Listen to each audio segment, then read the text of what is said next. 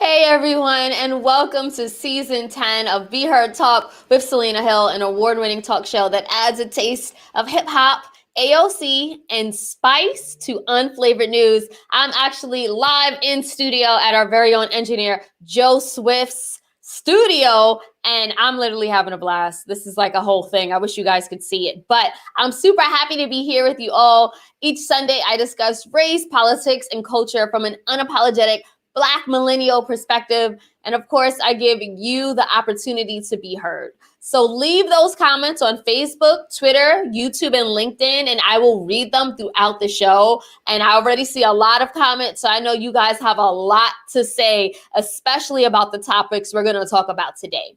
So we're going to actually start off talking about the biggest stories of the week, everything from the CDC lifting the mask mandate for vaccinated Americans, to the latest on the Derek Chauvin murder trial, to Portia Williams's wild engagement to a very rich man that was formerly the husband of one of her friends.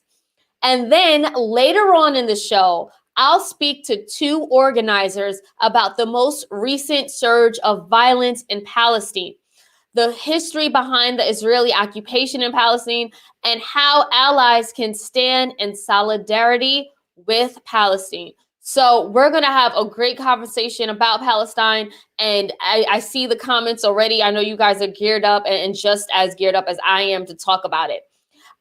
Please support Be Heard Talk by buying us a coffee at buymeacoffee.com/BeHeardTalk. Your support through a small donation will help us to continue to support and amplify the issues that you care about. Now, again, before we talk about Palestine, we're going to kick things off with the news roundup. This is a round of stories that made us laugh, cry, or go on a profanity-laced Twitter rant. And for this segment, I'm actually joined by two of my faves, starting with Evan Mastronardi. He is the co-founder of Let's Not Be Trash and a Bronx organizer for Rank the Vote NYC. How's it going, Evan?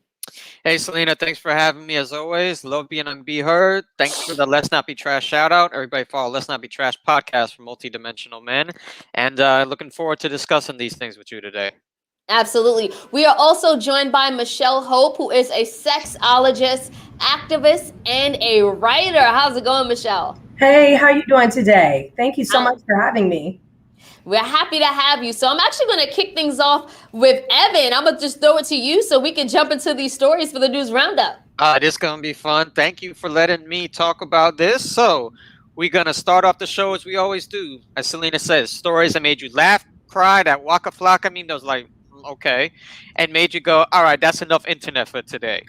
To begin, in today's news surrounding our systems of justice and governance, Judge Peter Cahill, presiding over the Derek Chauvin trial, decided to hear motions for a longer sentence, citing aggravated factors. While the recommendations for unintentional second-degree murder are 12.5 years, the prosecution contests factors such as the method in which Chauvin killed George Floyd, created a vulnerable position for the victim, the fact that a 9-year-old girl was present during his murder, and the fact that the crime was committed with 3 or more people present. That these factors made it of particular cruelty. Judge Cahill concurred with prosecutors, stating that restraining George Floyd in the prone position with the weight of 3 police officers on him for a prolonged period did not create a vulnerability that was exploited to cause death. It was actually the mechanism causing death. Chauvin's sentencing will begin in late June, while the other 3 officers' trial will start August 23rd. Selena, Michelle, I'm posing this to both of you. I understand the prosecution is trying to give Chauvin, trying to have him to receive a longer sentence. I'm not necessarily a scholar of Minnesota law, but what are your feelings on needing further proof that this heinous act caught on camera, which looks as intentional as it gets, needs additional motions, discussions to meet this standard of particular cruelty? Does this set a damaging precedent? Michelle? What comes up in this is really this idea that whether or not we need further proof, which we don't, we saw this happen in real time. I think what it does lead me to believe is that these conversations, while they may be arbitrary in the idea of setting further precedents, I think that this may be connected to the idea that this will set precedents moving forward in future cases. While we do not want that to happen, we do not want to see future cases happen and these types of incidences continue. What we know is true is that they have continued since George Floyd. And I think that if they continue to, again, I'm not a legal scholar either, but if they need to set these motions and these standards or precedents, that should lead us to a space where other people will be convicted more harshly. Yeah, Rena? so Prophet Robinson left a comment via LinkedIn saying, until concrete legislation is signed and delivered, nothing will change. Definitely agree there, which is why we're pushing for the George Floyd Policing Act, that type of legislation. But, to the question that you asked, Evan, I think that number one, just the way the policy and the law is in Minnesota is definitely questionable. I read that in Minnesota, a person convicted of multiple crimes for a single incident is typically only sentenced for the most severe charge. So in this case, that's second-degree murder. And the maximum sentence for that charge is 40 years. However, under Minnesota law, sentencing guidelines recommend only 12 and a half years in prison for someone who's convicted on an unintentional second-degree murder charge if they have no criminal history. So I think that the judge talking about these 4 different aggravating factors is actually a good thing. He's saying that, Chauvin abused a position of trust and authority as a police officer. That was 1. Number 2, he said that he treated George Floyd with particular cruelty, which we know is true. 3, he committed a crime as part of a group with at least 3 others. And then 4, children were present during the commission of the offense. A 9-year-old testified that she felt upset, sad, and angry after watching this man's life be sucked out of him. So I think that we're definitely heading towards progress in this area. All right. Well, I appreciate your input on that, and hopefully, truly, we are. Turning to our legislative systems, Liz Cheney was ousted from GOP leadership. She was a number 3 Republican in the House, crafting the party's public messaging. After continuing to affirm that Joe Biden is the duly elected president of the United States and that there was no widespread voter fraud in the 2020 election. While in February, following her vote to impeach the former president, she was still voted by the party to keep her seat and position. This past week, she was voted out. This is primarily due to her insistence on these, God forbid, facts following Republican functions after February, including saying that Trump should not appear in future GOP events as he does not have a place in the future of the party. It appears like saying the truth may make some in power unpopular, but able to keep them in Republican leadership, but sticking to it has real consequences. Her seat has now been replaced by upstate New York Representative Elise Stefanik, a Trump loyalist. Selena, Michelle, again, it seems that we're in a tough spot here. We need Republicans to stand up to Trump and Trumpism, but when they do, they likely will lose power and be replaced by a loyalist to Trump's ideas. What do we think is the best strategy here for the country going forward, regarding representatives of conservative or even moderate districts like Stefanik's for contesting the most radical GOP ideas? Well, I'll say this, because Liz Cheney voted in support of Trump almost 90% of the time while in office. She is definitely a Trump loyalist. The only thing she's refusing to do is lie on his behalf by saying the election was stolen.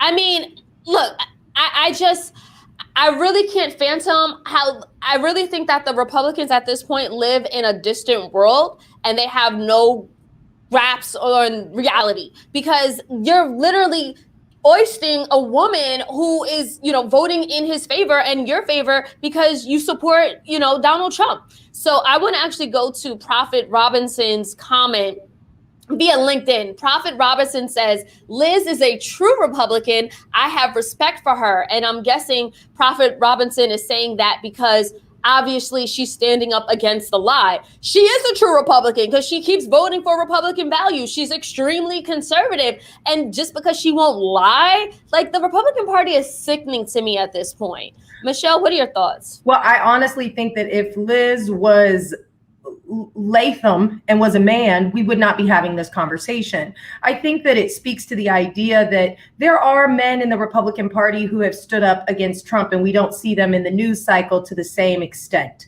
I think that this was an opportunity to really try to shift this balance of power, because she was like one of the most powerful women in the GOP.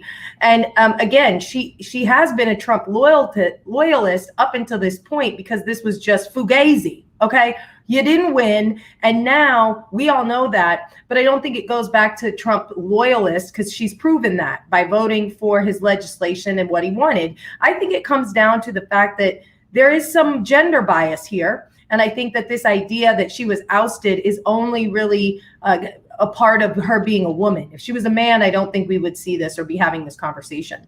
Well, that's a good point. That's a good point. I just wanted to go to Michael R. Hassler's comment on LinkedIn. Michael says, Liz is right on truth. She's wrong for voting for everything Trump wanted. Go ahead, Evan. Well, she is being replaced by a woman, the representative from upstate New York, but it may be a woman that, as you said, loyalists the same, but loyalists to the extent of supporting the big lie, as it being called now. So to Michelle's point, it's not just about being a woman, it's about being a woman defying a powerful man. There it is. Yeah. So now turning to entertainment news, but also news on how damaging vitriol in the public eye can be for one's mental health. Chrissy Teigan publicly apologized for bullying model and singer Courtney Stodden. Stodden, who goes by the pronoun they, was only 16 when they married 51-year-old acting coach Doug Hutchinson. After their divorce last year, they cited his emotional and mental abuse, but also stated how much other public figures contributed to their internal strife. This included taunts from Anderson Cooper, Joy Behar, who called her a slut, the fact that Dr. Drew performed a televised ultrasound on her breasts to prove to the public they were real, and most significantly, Teigan would publicly and privately message them, wishing they would kill themselves. While Teigan apologized for her words to Stodden claims she has never actually reached out personally to them. Additionally, years ago, Teigan found herself taking a break from Twitter, citing her own cyberbullying. But when she herself took part in it, at that time, she didn't apologize on her own volition for taking part in cyberbullying on herself. So, Michelle, I'm going to start with you. 2 questions. You're a sexologist, an advocate for women, advocate for gender equity. This is beyond Chrissy Teigan. Why, even as recent as the Twitter years, less than a decade ago, was this public shaming, calling her a slut, of Courtney Stodden so prevalent and not nearly checked enough or to the proper degree by other parties, this very gendered slander? I'll let you answer that one first, and I'll go to the second question. So, well, I think in America, we have a lot of transphobia, right? And it doesn't matter if the person is a F to M or a M to F or just gender nonconforming in general. We seem to devalue those people's experiences. And I think this is a shining example of how it's okay because this person identifies as something different on the gender spectrum that we may not all agree with and or most of us do not understand fully. Exactly. And I think that it's like a very easy target. And because we are so gendered in the United States and we want to say, oh, we care about trans rights, we love LGBTQ rights. But the problem is we're not really focused on the T and the marginalization and terror, not just by cyberbullying, but also physically. When you think this year, we've already seen over 27 gender nonconforming people murdered year to date.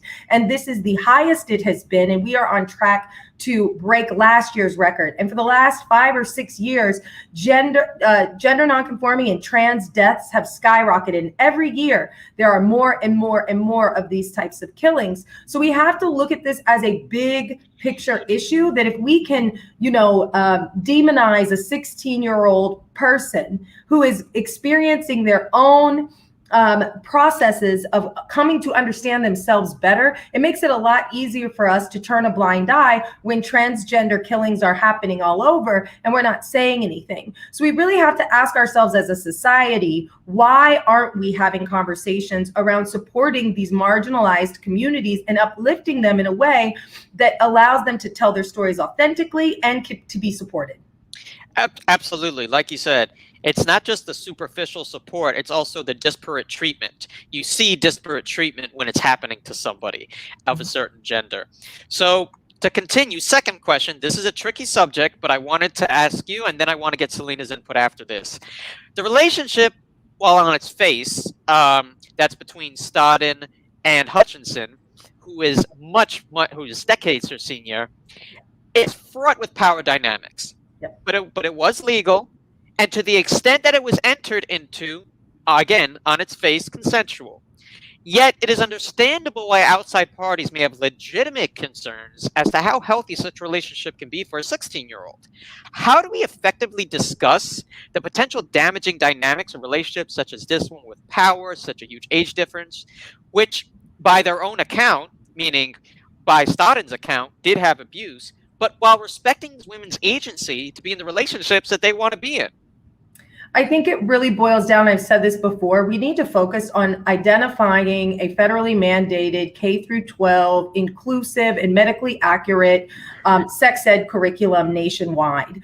I think that what we have to understand is that these are very complex issues. They're very layered issues. But if we don't start having conversations and building context, not only for our community members, but also children, we will continue to see this type of example of problematic, to some extent, relationships. Power dynamics in relationships, especially romantic or sexual ones, are really rooted in open communication, honesty, and an ability to understand the context of power dynamics in that very relationship, right? So as a 16-year-old, you have to understand, why would this person so many decades older than me want to be in a relationship with me if not for the imbalance of power and being able to retain power over that person in the relationship? Like, we have to really boil it down to what is education and how do we teach people what healthy relationships look like if we're waiting and saying this is not something we should be teaching in schools. Right. And this was, like you said, this is more than just a fling or sexual. There's a lot more to this. They got married. They had a long-standing relationship that had abuse. So it's not just about sexual attraction. This is about the mental health and emotional health part of it, which power dynamics can definitely affect. Thank you for that. Selena, your thoughts on this? Yeah, no, I mean, Michelle said, she explained everything really well, and she basically said it all. I echo everything that she said. I think that it was... The relationship dynamic here is definitely something to be scrutinized. I personally wouldn't want a 16-year-old child in my family marrying a wealthy 51-year-old man because of the reasons already named. But it is a quote unquote free country. I do want to say this about Chrissy Teigan's comments to Courtney Stodden at that time, and she was just 16. It wasn't just Chrissy. Right. And Anderson Cooper, right. Joy Behar, right. A number of people were criticizing Courtney for the marriage and the situation. And it really speaks to the current zeitgeist of that time. This is 2011. We live in a very different world and society, and we have seen some progress where things like that are just not cool anymore. So again, I do just want to keep in mind that we are holding, Chrissy Teigan to a standard that was more than a decade old, right? Mm-hmm. Now she apologized. I don't think her nor Anderson Cooper, who has come out as a member of the LGBTQ community. I would hope that they no longer feel like that, and they no longer say things like that. I think a lot of us have evolved over the last 10 years. Well, I just want to add one follow-up. It wasn't right though, but I'm just saying it was different back then. She did tell her to kill herself. I mean, I do think, yeah, go ahead, Michelle. I think I want to say two really quick things. One, I don't care if you're gender nonconforming, trans, heteronormative, or whatever. A 16-year-old getting married, there should be a conversation about that in its entirety, because you don't have the prefrontal cortex of the brain is not fully formed yet, and so you cannot really grapple with the understanding of what a marriage is. That's one. Two, the idea of anybody telling anyone to kill themselves on social media is just being a bully behind this safe space. Like, people talk out of their asses online, and it's painful and it's hurtful. And I don't even know if I was allowed to say that cuss word. I apologize, but it just, to me, really makes me think that we are a coward society to get likes and retweets. And let's be clear, Chrissy Teigan talked about cyberbullying too, and this wasn't too long ago. Twitter was used, DMs were used, and she talked about cyberbullying herself, and she did not take that opportunity to talk about her own errors there. It was only until it was exposed. So it sounds to me like this is more of a moral compass issue than it is about, and how we wait for some sort of acquiescence on a larger level, coalesce around a certain issue before we actually understand that it's wrong, as opposed to just doing it for moral reasons. Just wanted to throw that out there. Last thing, in other news, Ellen DeGeneres will not be returning for her show's 20th season, citing that she was tired of doing it. However, in wake of the fact that her positive, upbeat brand took a major hit when allegations of a toxic workplace, including unchecked sexual harassment, first surfaced in a BuzzFeed report, which resulted in the fire of 3 executives, journalists wonder, is she being tired or tired of taking accountability? So, to me, the reason Ellen is leaving isn't the main reason here. The main issue is that there was a pervasive, toxic work environment. Selena, I'm going to start with you. As someone who has worked in media and journalism most of your career, how accountable do you believe a boss should be for knowing and dealing with conduct that happens during your tenure? Yeah, no, I think that standard goes across the board, no matter what industry or sector that you work in. I want to say this about Ellen, though, because when Ellen first came out over a decade ago, back in the 90s, it was a watershed cultural moment that cannot be overestimated or understated by any means. But throughout the tenure of her 2-decade career hosting the Ellen Show, we sort of find that, her kindness and relatability factors almost seemed like they became complicit. I feel like Ellen, being an older white privileged woman, didn't really conform or mesh with the current zeitgeist that we live in, which calls for more accountability, which Evan was talking about, and which calls for more authenticity. And I just feel like with Ellen, it's just, I don't think what she represented then, like, I appreciate it, but I don't think that translates to what society is demanding from, public figures and figureheads today. That's very true, how that can be in conflict. Michelle, what do you think? Well, I think at some point, I think there's a couple things here. Similarly to when Oprah walked away, we were all sad. We'll all be sad that Ellen's walking away. But let's remember, Ellen's got millions and millions of dollars. Right. She can touch anything and it will probably turn to gold. We don't need to worry about Ellen or her show going off the air. She will continue to do all the things and come out with something again we will, as consumers, consume. Whether or not she should be held responsible for the toxic culture in her workplace is for me almost obsolete, because at this point she's just a cast member. While it might be her show, it might be her name, I think that there's a lot of workings that happen behind the scenes that she doesn't have any idea about. Well, that's my broader question. I guess this is where we'll end. Is it still the buck stops with you? Because this was happening for a long time with executives she was very close to. This was one of the questions, again, a very different situation, but still involving toxic environment, that people asked with Harvey Weinstein. Could you really be that close and not know? What do you both think? I mean, I think that. Go ahead, Selena. Oh, okay. No, I think Ellen was playing the victim role. She did a recent interview and she was like, "Oh, they trashed me and they said all this stuff." Like, I haven't seen her really hold herself accountable. Like, we all know that Ellen, she was supposed to be really nice. And then it was exposed that she's not that nice. People who work with her, you know. So, I mean, I would love for her to take accountability. I do think, you know, this is her last season. Maybe she will. Maybe she will step it up. Maybe we'll see some growth, or maybe we won't and she'll go away. That's what it is.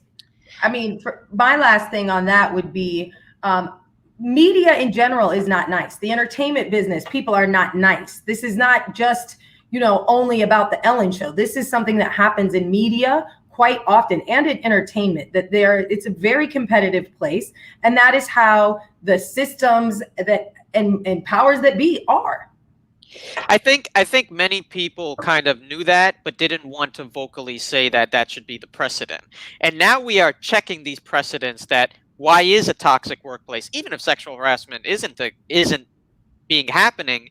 We've heard about people being abused, tables flipped, horrible language. It seems like now we're reforming whether or not that should be the standard for entertainment, that we should just accept that. And overall, I do think that's a good thing.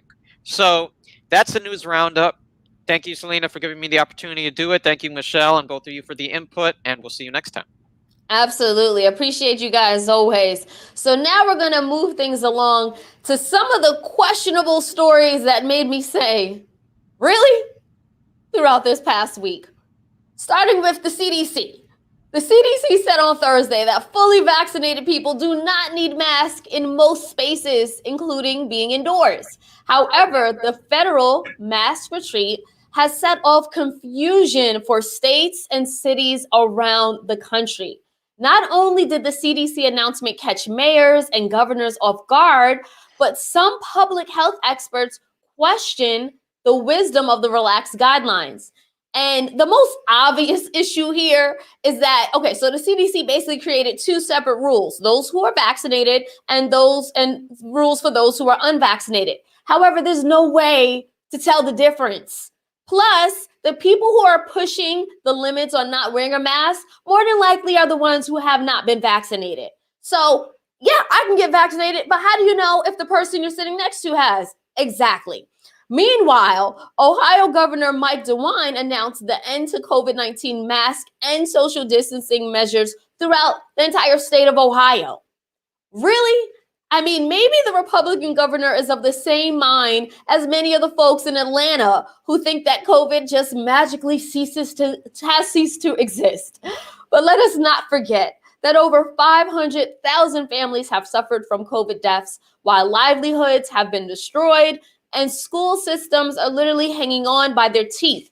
And yet, the two simple guidelines that will help keep people alive, mask and social distancing, are politicized and dismissed. Really. Now, next story. If anyone follows me on Instagram, you've seen me rave about Saturday Night Live, about my interviews with Kenan Thompson and Chris Redd, and the fact that I recently attended a live SNL show.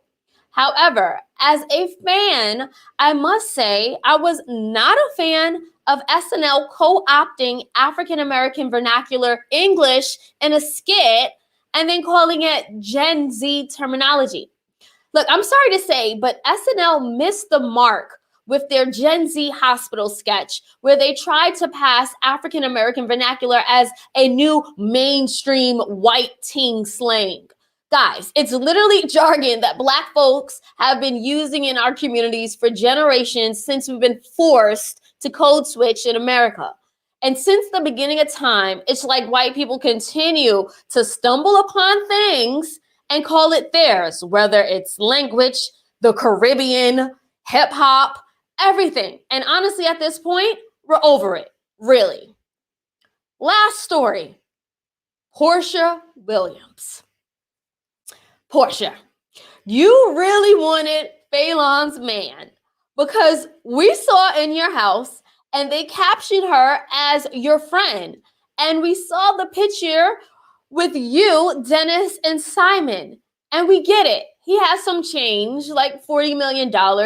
And, you know, it is what it is. But seriously, you're really going to marry him? This is the man?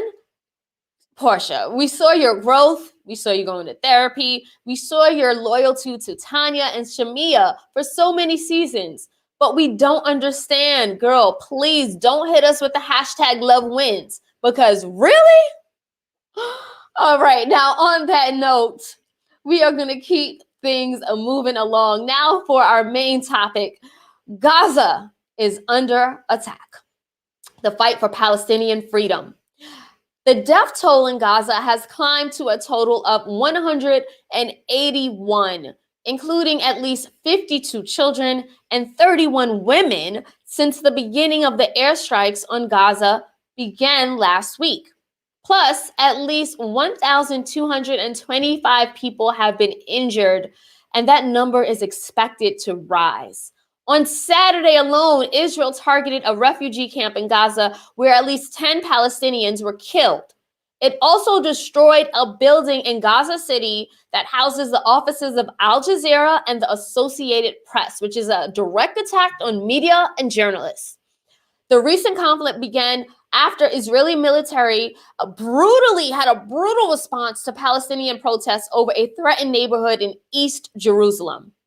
Now, here in the U.S., many of us have been condemning the illegal Israeli occupation and accounts of disproportionate use of force that Israel is putting out in return against Hamas.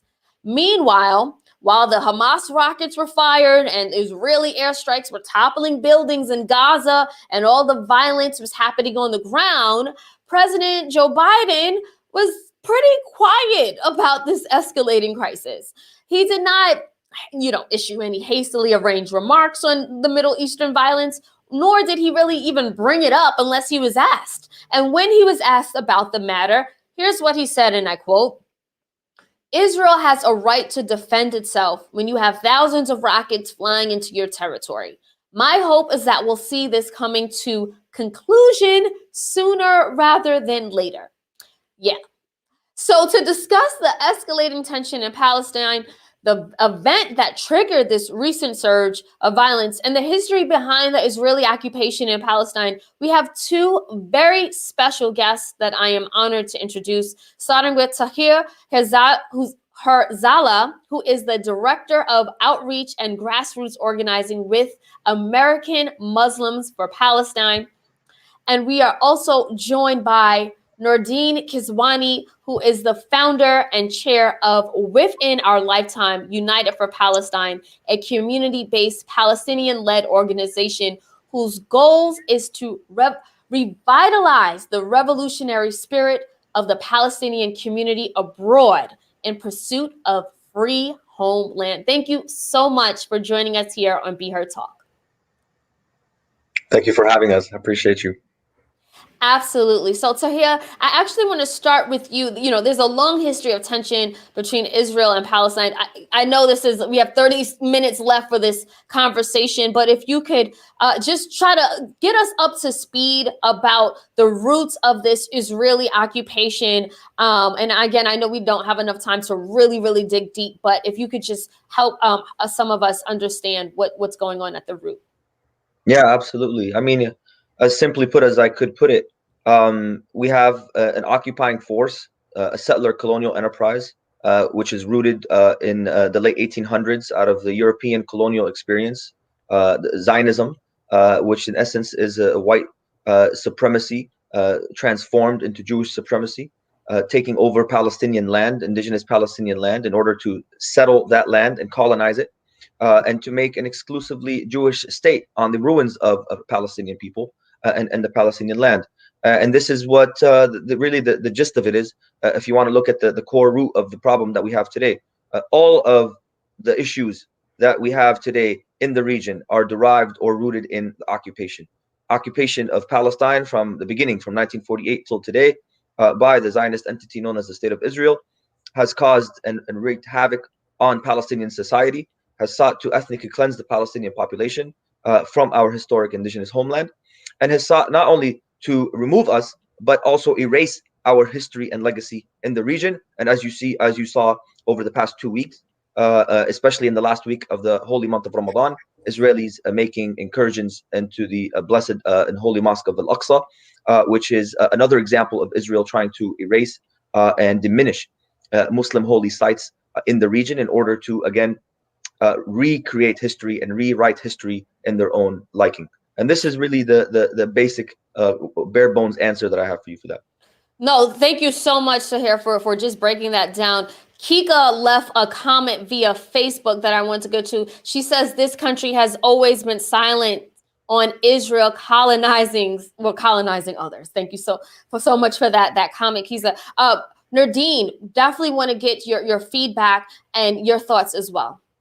Yeah, I think, Tahir pretty much summed it up. And, I'm glad that he brought up, since 1948, yesterday, May 15, it actually marks the 73rd year of the ethnic cleansing of Palestine, the genocide of the Palestinian people that began in 1948. A lot of people look around and they think that this problem just started, when bombs started dropping. But Gaza has also been under siege and blockade since 2007. So nothing can get in and out without Israel's approval. And they don't have clean water. They don't have electricity for 16 hours a day. 100% of the population suffers from post-traumatic stress disorder. And 45% of the population is under the age of 14 years old. So quite literally, when Gaza is being bombed by Israel, they know that children are going to die, and they do it anyway because most of our population is young.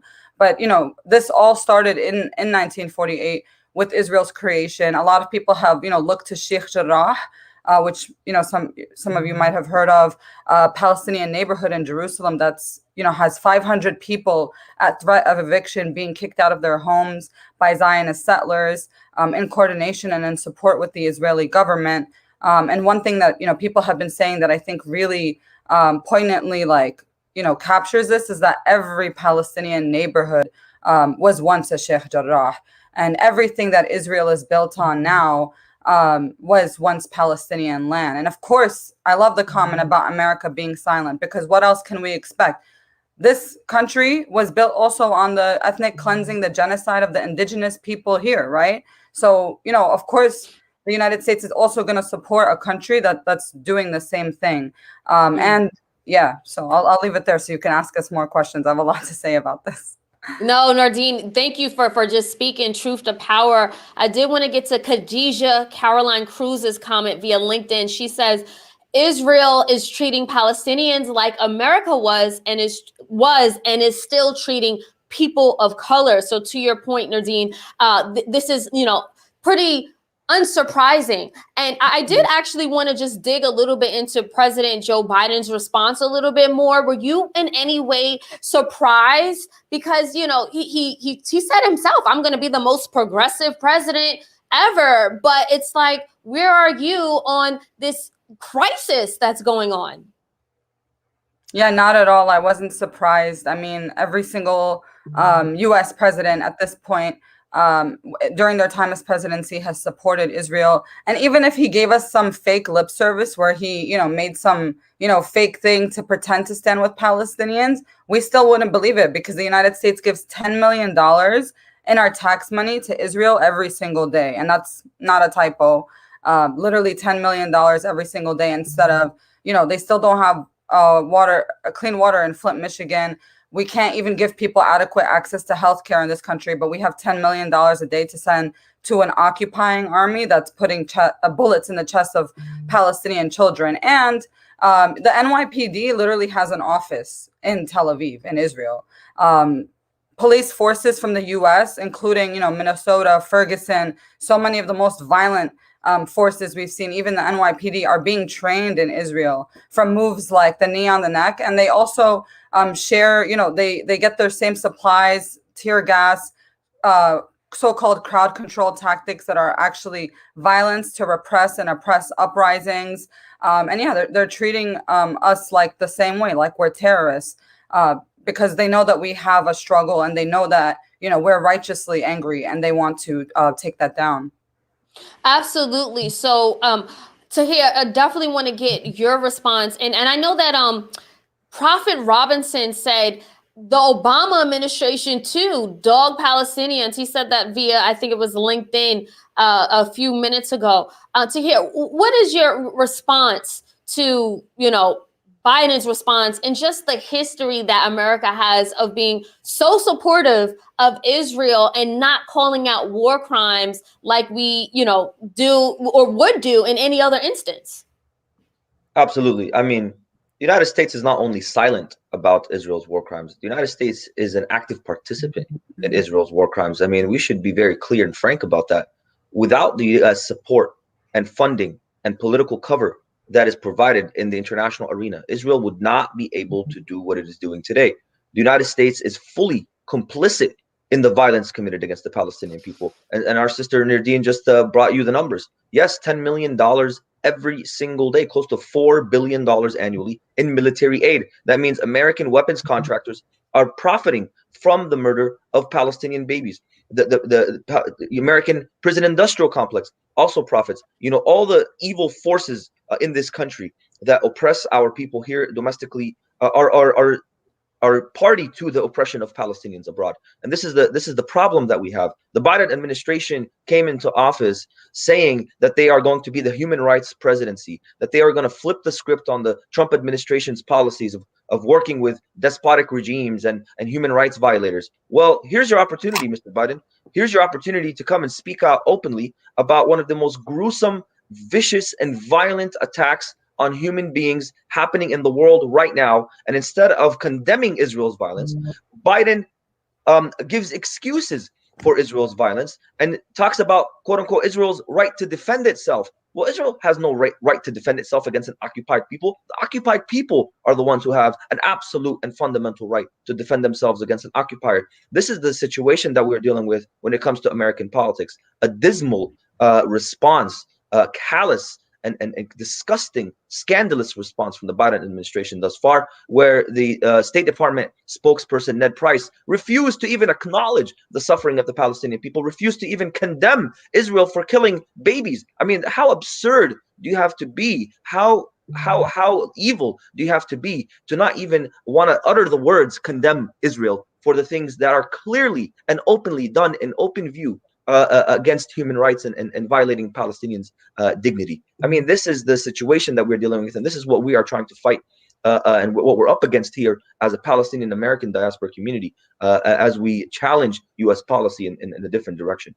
Absolutely. So LinkedIn user left a comment via LinkedIn that I want to highlight. They said, why is every American president silent on the Palestinian occupation? I think they mean Israeli occupation. Money. It's always money. American Jewish lobbyists have money. I know Stanley Fritz also left a comment. We want to get to Stanley. Stanley says there is no excuse for the mass murder being executed by Israel. Israel is an apartheid government committing genocide. We absolutely would agree with that type of sentiment, but it's something here that I feel like American media in particular doesn't frame it like that. Like even the so-called progressive left, when I'm reading about what's going on, I'm hearing, they're saying, oh, there was evictions and, people are upset and there's clashes of violence. And, hearing that and reading that and not understanding the slant can become confusing. So I wanted to also just clarify the recent events that are happening, because I think American media is not doing a good job, especially when we talk about eviction. So Tahir, I'll throw that one to you too. Can you talk about the most recent events that triggered everything? Yeah, and absolutely. I mean, people always say, there's the surge in violence and this and that. But I want to contextualize that for folks a little bit. Palestinian people are living under a constant state of violence. When we're talking about the siege on Gaza over the past 15 years, we're talking about ethnic cleansing and expulsion over the past 73 years. We've been living in a constant state of violence that Israel has imposed on us. So when we talk about the surge of violence, we need to think about these things when we look at this current context of the situation. Of course, this surge that we see now happening over the past several weeks really started in the neighborhood of Sheikh Jarrah, as the Palestinian families there were being forced or violently really expelled from their homes that they've been living in for generations. And then we saw that spill over into the holy places that Muslims were praying in, in Ramadan, particularly in Masjid al-Aqsa, where Israeli forces decided to barricade the mosque and prevent worshippers from praying in there. And then for the main reason that there was supposed to be a Jewish unification of Jerusalem holiday, where Israeli settlers, Israeli colonizers, were to take over Masjid al-Aqsa, and therefore the Israeli forces were sent into the mosque to empty the mosque of its Muslim worshippers, so that the Jewish settlers can come and pray and celebrate their victory in 1967. So that obviously caused a lot of tension and clashes. Palestinian worshippers, as they were kneeling praying to God, were shot with rubber coated steel bullets and tear gas, among other things, all weapons of war that were used on the streets here in the United States, in Ferguson and Baltimore and all the other cities that had uprisings. Same stuff that we saw being used there was being used in Palestine. And we saw worshippers being forcibly beaten, removed from their place of worship. They weren't doing anything, literally just praying, being forced to remove. So that obviously exacerbated the situation, escalated tension. We saw Palestinians from across the region, from across historic Palestine and the West Bank and Gaza, go up in arms about the situation, protesting across the region. Families and communities were coming together to Jerusalem to defend Masjid al-Aqsa as it was being attacked. And then, of course, in Gaza, an immediate and unequivocal response to the Israeli occupation's aggression towards our holy place and our future capital. This is something that escalated tensions as well. And then, of course, Israel goes above and beyond to collectively punish the Palestinian people whenever the Palestinian people decide to rise up. And as we see today, over the past week or so, Israel has killed more than 180 people in the Gaza Strip. Actually, about 40 of them children under the age of 18. Unbelievable brutality and violence that we are witnessing, something that would really make Attila the Hun and Genghis Khan look like saints in the historical context. It's really incredible to watch that the entire world see what's happening in Gaza without taking forceful and assertive action against the state of Israel. Yeah, absolutely. David Skinner left a comment via LinkedIn saying decades of Israeli treatment towards Palestinians seem to mirror the South African apartheid government treatment towards the indigenous South African people. And then Kika chimed in as well. She says, and when you call it out, you're called anti-Semitic. Nardine, we were talking about the recent events that led to obviously the crisis that's going on now. Where do you see this going? Do you think, I'm seeing media again, they're saying, oh, it's an all-out war. It's going to be an all-out war. Is that accurate? I mean, we've been under genocide for 73 years. So whether or not Palestinians are getting bombed, obliterated in Gaza, they're dying anyway, whether it's for lack of medical treatment, not being able to leave the most densely populated region in the world that has crumbling infrastructure. Palestinians are dying anyway. The United Nations said that Gaza would be unlivable in 2020. So for us, it's been, I wouldn't call it a war, because a war implies that, it's two equal sides with an armies and the same, kind of like on the same playing field, but we're not. We're occupied at the end of the day. Gaza is under siege, not even like certain food, certain things can't get in and out without Israel's permission. There have been many attempts to send, food aid, different types of aid to Gaza for over the last 15 years. And, they leave cargo ships rotting. They don't even let them come in. And anyone who tries to break the siege gets shot. So for us, it's always in this state. And, even when I was in Palestine in 2014 at Al-Aqsa Mosque, every day, Israeli soldiers would come in and do the same things that we're seeing now to worshipers in Jerusalem. They would literally have a policy where if you're not a woman or a man under the age of 50, only men under the age of 55 would be not allowed to come. So if you're 55 and older and a man or a woman or a child, you'd be allowed to come pray. So they would basically, just have people they would think to be more vulnerable, and then they would come in and start shooting people. And of course,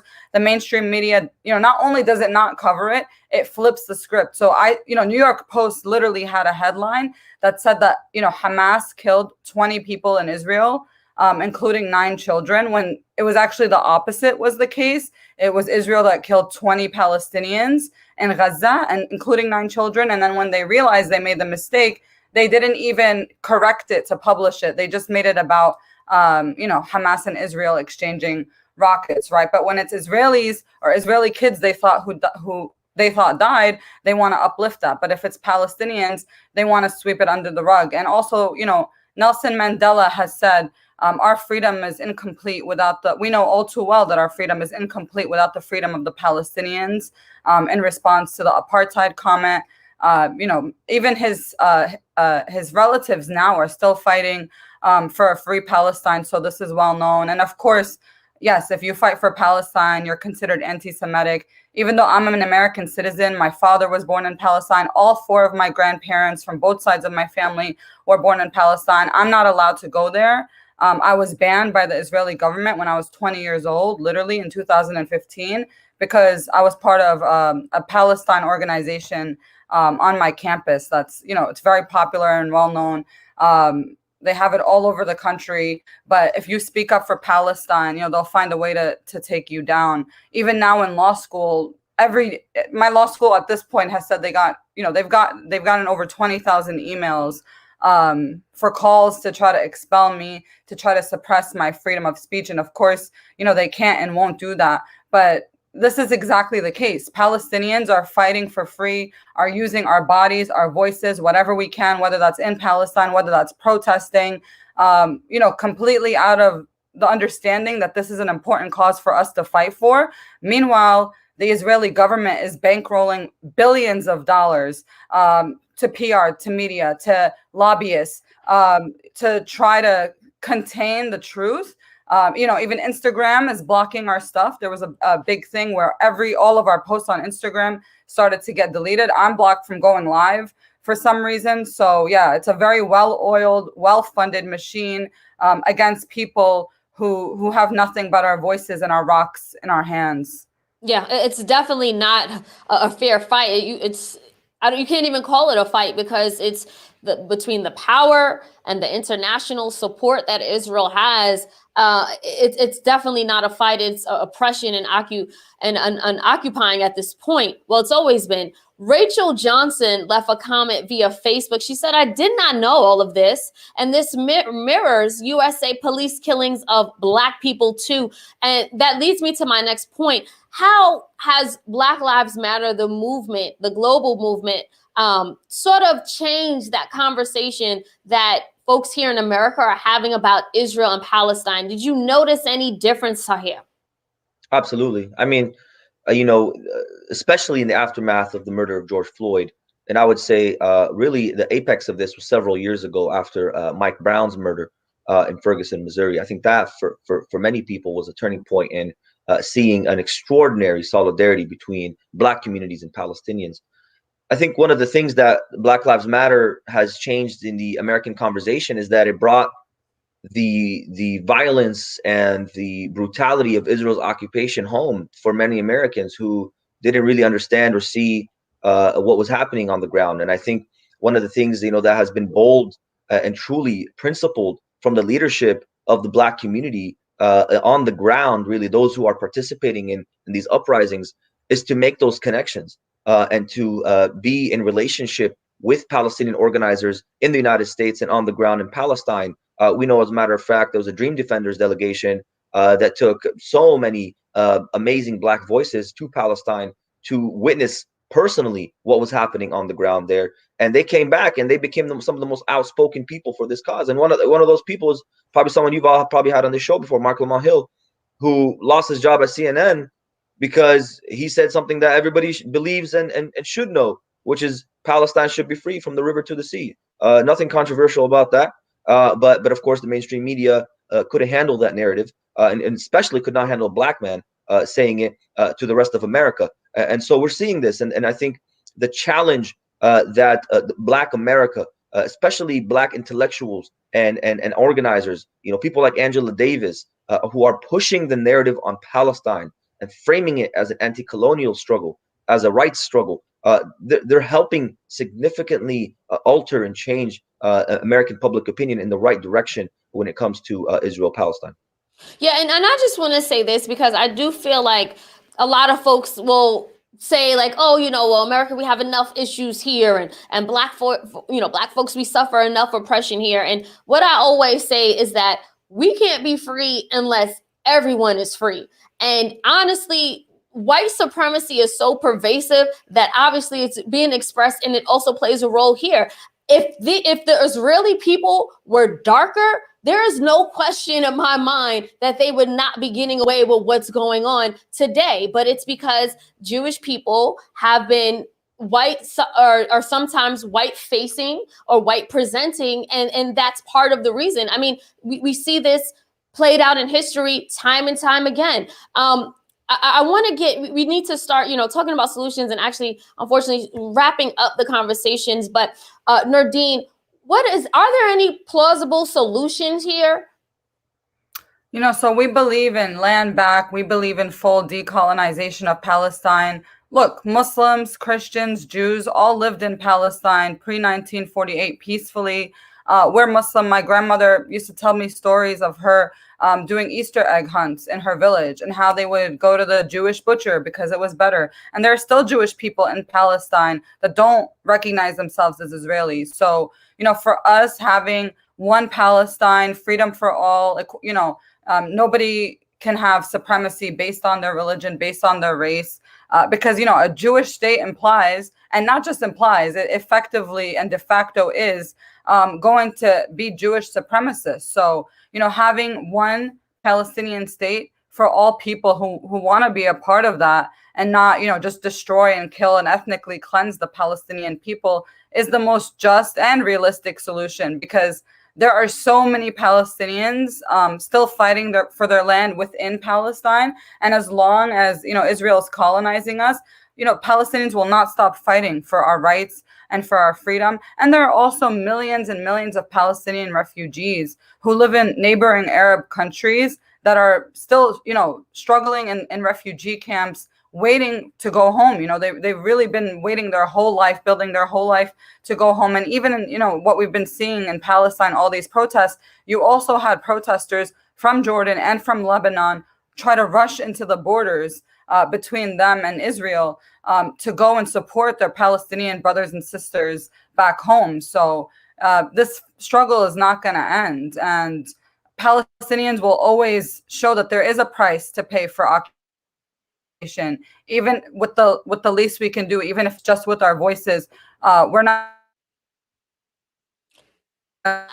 fighting. So I really believe that that's the most just solution. I also just want to extend really quickly gratitude to Black liberation struggle since the Black Panther Party, who visited Palestine, since Malcolm X, even figures from a long time ago. This is nothing new. So I think the Black liberation and Palestinian liberation are two compasses, struggle that everybody should be a part of and supporting. And I just wanted to say that. Tahir, what should allies do? What should those of us who want to show up and be allies and stand in solidarity with Palestine do? What should we be doing? Absolutely amazing question, and thank you for asking that. There's so much work to be done year round, even when it's not a hot topic, in the media. Number one is, we're as a Palestinian people, we have made the call to boycott, divest, and sanction Israel. This is something that is fundamental right of our people, and boycott is a common used tactic to achieve rights and to achieve political gains. So we ask that the community, Americans in general, participate in boycott of Israeli products, a boycott of Israeli companies, academic institutions, all that support and aid the occupation and extend the occupation. That's number one. Number two is, follow and listen to Palestinian voices. I mean, one of the most important things is, this connection that we have as a community, people understanding what's happening. You're one of the few media outlets that actually brings Palestinians on to talk about what's happening on the ground, to talk about what's happening all over the region. So this is really critical, and I think that's really important for us to know. Number three is, let's push our members of Congress. Let's push our politicians, people who are supposed to be representing us, to take a different approach on Israel-Palestine. We have a bill that was introduced in Congress, HR 2590, by Betty McCollum, that would basically leverage U.S. aid to Israel based on its human rights record. So this is something that we are trying to advocate for. We are trying to push for, so that we are moving U.S. policy in a different direction, despite the odds and despite the tidal wave that's against us. And we hope and pray that the rest of Americans and especially our Black brothers and sisters join us in that struggle. Oh, absolutely. Thank you so much, Sahir and Nordine, for not only joining us today, but the activism and the work you are doing for liberation. Like I said, we can't be free unless we are all free. And you guys are on the front lines fighting for freedom. Thank you. Thank you, Selena. On that note, we are actually going to end this episode of Be Her Talk on Oh, absolutely. Absolutely. We're going to end on a positive note. On a segment we like to say, Black Women Rise. So for today's Black Women Rise, we celebrate an actress and a philanthropist who is one of our all-time favorite TV moms and the essence of Black excellence. I am talking about Phylicia Rashad, who is now the dean of the newly reestablished College of Fine Arts at Howard University. So this is a full circle moment for Rashad, as her father and her sister, Debbie Allen, graduated from Howard University as well. Now, she is known most famously for her role as Claire Huxtable on The Cosby Show, and she recently appeared on TV shows like This Is Us, David Makes Man, Empire, and the new Christmas classic Jingle Jangle on Netflix, proving that her acting skills and her beauty is only getting better with time. Her career has spanned over decades on both the screen and the stage. She also received multiple Tony Awards and Emmy nominations, giving us countless moments of Black excellence. Look, the students at Howard are indeed very lucky to have Miss Rashad championing their education. Thank you so much, Phylicia Rashad, for everything that you do. I want to thank everyone for tuning in to Be Her Talk today. Please remember to support us by buying us a coffee at buymeacoffee.com/BeHerTalk. Your support will help to support us as we support you and the causes and the issues that you care about. Until next week, take care.